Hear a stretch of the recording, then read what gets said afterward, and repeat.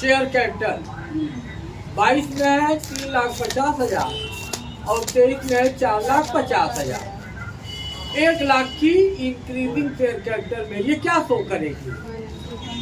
Financing activity, proceed का inflow.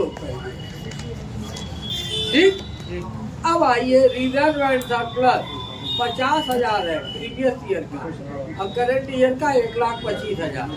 ये क्या शो कर रहा है? इनफ्लो। हाँ, अब यहाँ पे देखिए, इसके लिए डायरेक्ट मत दीजिएगा। चालाक की स्टूडेंट कभी रिजर्व एंड सरप्लस पे बिलीव नहीं करना। डायरेक्ट तरीका बता देता हूँ। इसके लिए आप तुरंत नोट टू अकाउंट भी देख लीजिए एक नजर, और ऐसा कोई खतरनाक क्वेश्चन होगा तो नोट टू अकाउंट जरूर आपको मिलेगा। तो नोट टू अकाउंट में भी सिंपली है, कुछ नहीं है, की फॉरवर्ड कुछ नहीं है। 50 से 1,25 सिंपल है। यानी ये आपकी जो 75,000 रुपये की प्रॉफिट में इंक्रीजिंग शो कर रहा है, ये वाकई आप entry before tax and stock की ओनली 75,000 शो कर रहा है। अब आगे बढ़ते हैं इन दिस क्वेश्चन। आपके पास देख लीजिए, जनरल रिजर्व वगैरह की कोई कहानी नहीं है। डिवेंचर है 1,75,000 का और 2,25,000 का। जरा इस पे खूब मजे से वाइवा कर लिया जाए। 1,75,000 का डिवेंचर है और 2,25,000 का एंड में है। अब यहाँ पे आप डिवेंचर को जो 50,000 रुपये का डिवेंचर इशूड है, वो लिख रहा है कि डिवेंचर इशूड 31/3/2022। देखो 31/3/2022 नया डिवेंचर इशूड है। हम कब का बना रहे हैं? 31/3/2023। इसका मतलब ये हुआ कि ये जो डिवेंचर 2,25,000 है, ये पूरे के पूरे वर्ष में था। बोलो बात सही है? सही है। सही है कि नहीं है? जब हमको इन्फॉर्मेशन दे दिया है कि ये डिवेंचर इशू कब हुआ है? 31/3/22। 31/3/22 को आपने 1 अप्रैल 2022 से 31/3/2023 तक का आप सफर कर रहे हैं। तो 31/3/22 को आपको 1,75,000 का डिवेंचर था। उसी दिन आपने डिवेंचर का एडिशन किया, कितना? 50,000। वो बढ़ के कितना हो गया? 2,25,000। तो 2,25,000 पे आपको पूरे साल का इंटरेस्ट चार्ज करना होगा। सिंपल का। अब 2,25,000 रुपये का 12% कितना हो जाएगा? 12 × 24 और 27,000 रुपया आपका इंटरेस्ट चार्ज बन जाएगा। 2,25,000 रुपये का 12% 27,000 रुपया। क्या सोचना गलत है क्या? सही है सर। 1 लाख का 12,000, 2 लाख का 24,000 और अलग से 25,000 का 3,000, 27,000 हुआ कि नहीं? अच्छा, अब 27,000 रुपये आपका इंटरेस्ट ऑन डिवेंचर कहाँ शो होगा? कैश फ्लो में, एडजस्टमेंट फॉर्म में, और फाइनेंसिंग में क्या दिखाएगा? आउटफ्लो दिखेगा। सब लोग बोले, और जरा लाउडली बोला करो, डर के मत बोला करो। ये वाइवा का मैं क्वेश्चन नहीं लगवा रहा, इस वक्त आपके वाइवा की मैं प्रिपरेशन करा रहा हूँ। तो 2,25,000 का 12% 27,000 रुपया जो फिगर आया, वो आपको एडजस्टमेंट फॉर्म में इंटरेस्ट ऑन डिवेंचर और फाइनेंसिंग एक्टिविटी में outflow of cash and cash equivalent, ये इंटरेस्ट ऑन डिवेंचर के नाम से लिख दिया जाएगा। ठीक है। 3 नंबर पर शॉर्ट टर्म बारोइंग 37,500 की थी और इस वक्त आपकी 75,000 है। ये क्या होगा? हाँ, फाइनेंसिंग का ये क्या शो कर रहा है? शॉर्ट टर्म बारोइंग भी, अरे भाई बैंक ओवरड्राफ्ट, हाँ ये जान लो। और short term provision mean provision for tax. अब प्रपोज डिविडेंड जब रहेगा तो वो बैलेंस शीट के अंदर नहीं रहेगा, प्रपोज डिविडेंड बैलेंस शीट के नीचे फुटनोट में रहेगा, जो कंटिजेंट लायबिलिटी शो करेगा। न वो शॉर्ट टर्म प्रोविजन रहेगा, न वो शॉर्ट टर्म बारोइंग रहेगा। ये चीज ध्यान रखना। वाइवा की ये समान चीजें हैं, जो संभावित चीजें मैं बता देता हूँ। अब मैं बैठा रहूंगा, अगर नहीं बताऊंगा तो उसके बाद मैं गाली की बात करूंगा। जब वहां से जब आओगे तब मैं गाली से बात करूंगा कि मैंने तो कुछ बताया। क्या दिक्कत है मुझे जायज बात करने में क्या दे, मुझे किसकी धमकी दे रहे हैं? मैंने आपको गाली दी नहीं है, लेकिन अभी हमको अब आओ भाई, ये इसके नीचे देखो, बैंक ओवरड्राफ्ट समझ में आ गया। शॉर्ट टर्म बारोइंग में बैंक प्रोविजन फॉर टैक्स। और अगर प्रपोज डिविडेंड है तो अगर एग्जामिनर आपको कंफ्यूज कर दिया कि शॉर्ट टर्म बारोइंग है या शॉर्ट टर्म प्रोविजन है, तो आप क्या जवाब देंगे? कहेंगे कुछ नहीं है, न वो शॉर्ट टर्म बारोइंग है न शॉर्ट टर्म प्रोविजन है। क्या है वो कंटिजेंट लायबिलिटी है, संभाव्यता है। हाँ, जो बैलेंस शीट के अंदर नहीं है बल्कि नीचे फुटनोट में है। ऐसा जवाब दोगे तब तो मेरी तबीयत, मेरा सीना चौड़ा होगा। क्या भाई देखो मैंने पढ़ाया है। हाँ, आप लोग भी पढ़ाते हैं, जिनको मैंने तैयार किया। हाँ भाई, property plant equipment, property plant equipment देख रहे हो ना। अब इसमें प्रोविजन फॉर डेप्रिसिएशन भी है, चाहे एक्यूमुलेटेड डेप्रिसिएशन हो, that is known as provision for depreciation. ये खतरनाक टॉपिक है। आपके पास प्रॉपर्टी प्लांट इक्विपमेंट 5,22,500 का था, 8,37,500 का इंड में है। प्रोविजन फॉर डेप्रिसिएशन 70,000 का था और 1,05,000। अब यहाँ से सवाल बनता है, जरा गौर करें।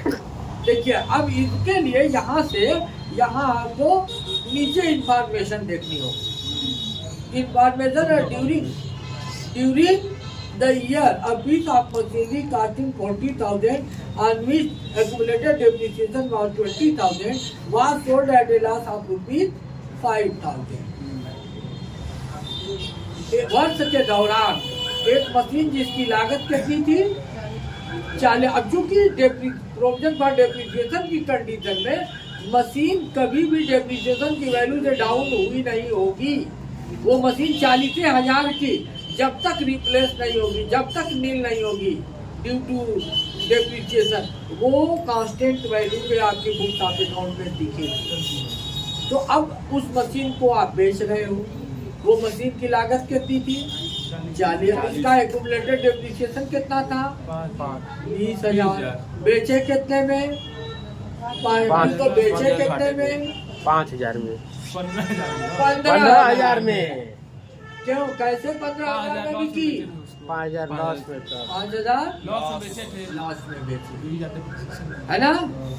तो 40,000 माइनस 20,000 और 20 की वैल्यू बची, 20 में 5 नुकसान दिए, आया कितना? वो 15,000 कहाँ लिखोगे?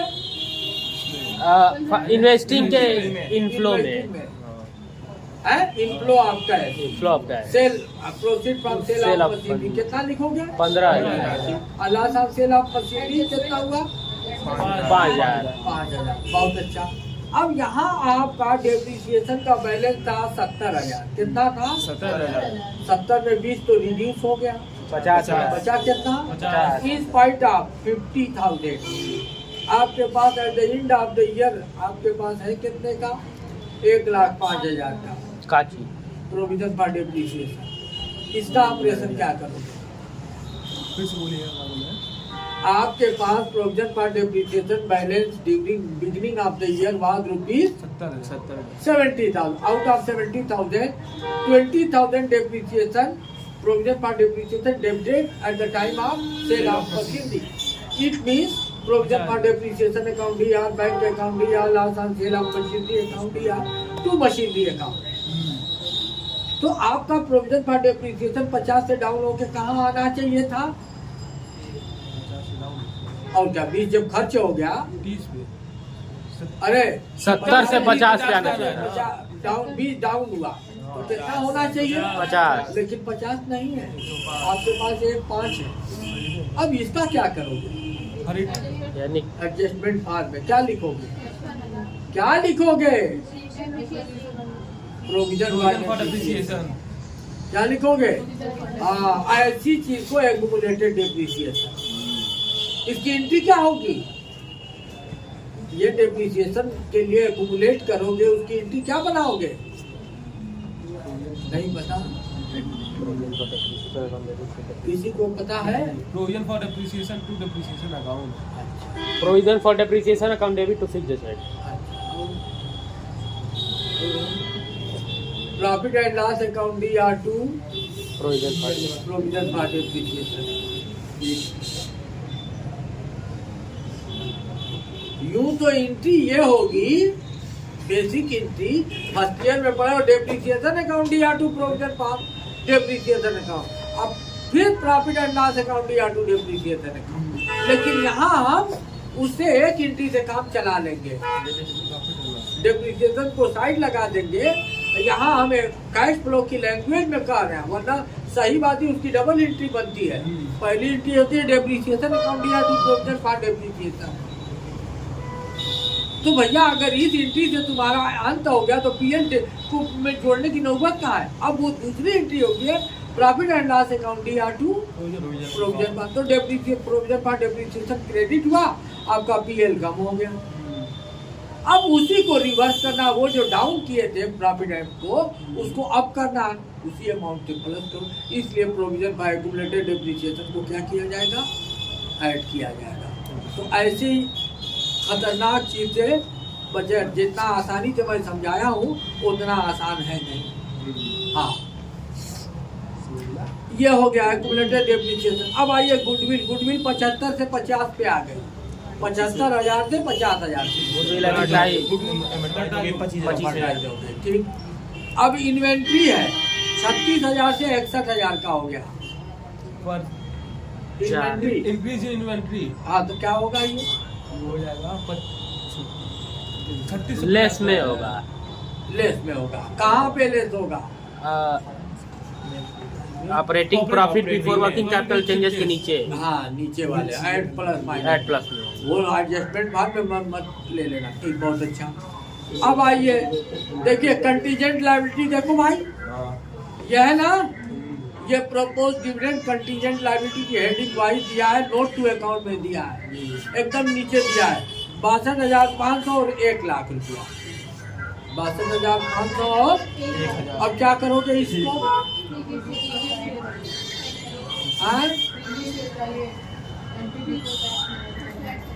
एनपीवी बोर्ड टैक्स, यानी 75,000 में इसे प्लस करेंगे। ये 75,000 plus 62,500, 1,37,500 NPV board tax and extra. एक बात। और दूसरा ये 62,500 और कहाँ दिखाएंगे? हाँ, फाइनेंसिंग में आउटफ्लो प्रपोज डिविडेंड। भाई पेमेंट करोगे ना? हाँ। तो कौन से ईयर का? प्रीवियस ईयर या प्रीवियस ईयर। अब यहाँ एक चीज और डिटेल में हम समझा देते हैं, बड़ी कीमती बातें। अब तक तुम लोग प्रैक्टिकल करते थे, यहाँ रख दो, वहाँ रख दो, ये कर दो, वो कर दो, तो मैं काम चलाता था। आज उतने से काम चलने वाला। प्रपोज डिविडेंड, आप ये बताइए प्रीवियस ईयर का ही क्यों प्लस करेंगे? करंट ईयर का क्यों इग्नोर करेंगे? सवाल अगर जायज हो, सही हो, लॉजिकल हो तो सपोर्ट कीजिए कि बात तो सही है। बात सही है। भाई 2 साल का दिया है, करंट को छोड़ करके प्रीवियस ईयर का क्यों हम पकड़े?